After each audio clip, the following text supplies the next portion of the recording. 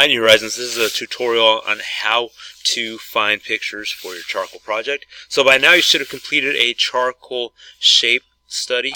That requires a lot of work, but make sure you focus on all of the basic foundations that I'm looking for, whether it be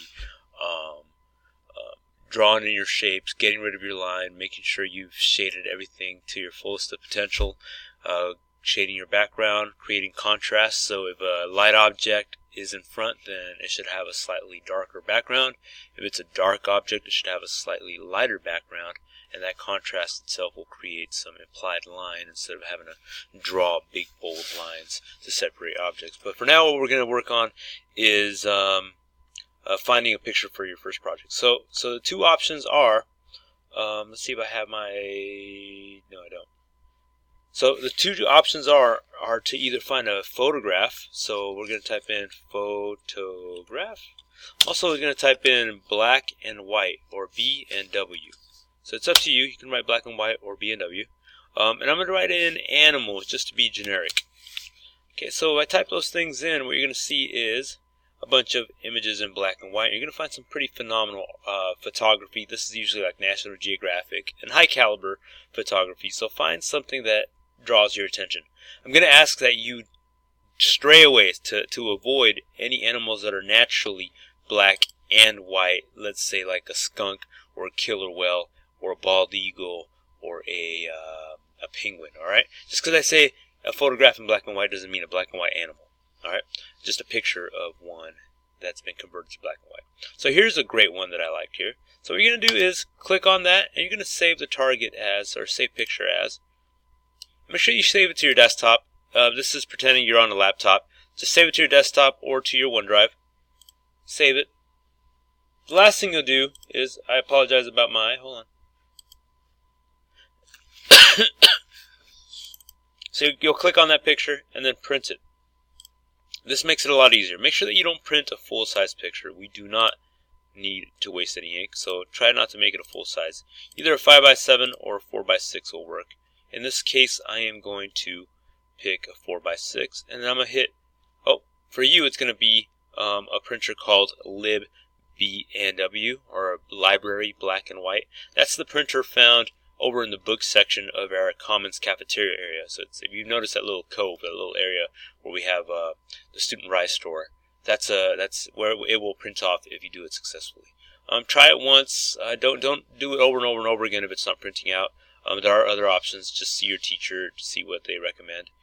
You could always email it to the teacher sitting at this desk, and they should be able to print it to 145 color, which is the printer right next to me right now. Anyways, so I'm going to go ahead and print. For the sake of this project, another possibility, one second, let me go back to the page that I had open. Oh, that's not it. Just a minute. Oh, here it is. If animal isn't really cutting it out for you and you have a specific animal you want to do, you could always type in, like, let's say, boxer pup. You know, it's a dog. Maybe you'll find the right picture. Try to find something with strong contrast, a lot of black or a lot of gray behind the picture, and also find a picture that you really like. So, say that one would work. So that's if you have a specific animal in mind, like a. I would not. Please heed my words. Why is it not? Oh, it is recording. Make sure that you don't find something silly and something that you think it'll be easy, like a pill bug. No one really cares about pill bugs. I apologize if I offended you. No one cares about earthworms. You know, a lot of students will pick something like this thinking, oh, nothing even popped up. How about a beetle? I don't want to see, bug. You know, oftentimes why students choose something like this would be because they think it's easier. Here's a dung beetle. And say that there's not much shading to do. It's kind of simplistic. But the truth of the matter is that I don't want you to pick something like this because simple equals not challenging, which equals student caring less about the project, which usually ends up resulting in someone not finishing the project. So I want you to find something that you actually can identify with, that you actually like, and then print it. Alright, that's it. Oh, wait, 1 second. Excuse me. If you're searching for, if you're going to be drawing a human, the other option is so you're going to type in charcoal figure study. Before I hit enter, I do want to warn you that there's a potential for nudity to pop up. Just be mature. What I ask students to do is think like an artist. Okay, don't think like a high schooler. The goal here is to find beauty in what you're trying to draw. So if you see something inappropriate, if you see something that is not school appropriate, just keep scrolling through. Don't stick around. Don't stick to that image too long. I want you to focus on imagery and something that you would want to draw. So I just hit enter. I'm fast forwarding through a lot of what I see as nudity, and I'm just going to end up with something. This is an example of something that's aesthetically pleasing to the eye. It's not totally crude or inappropriate, and this one is as well.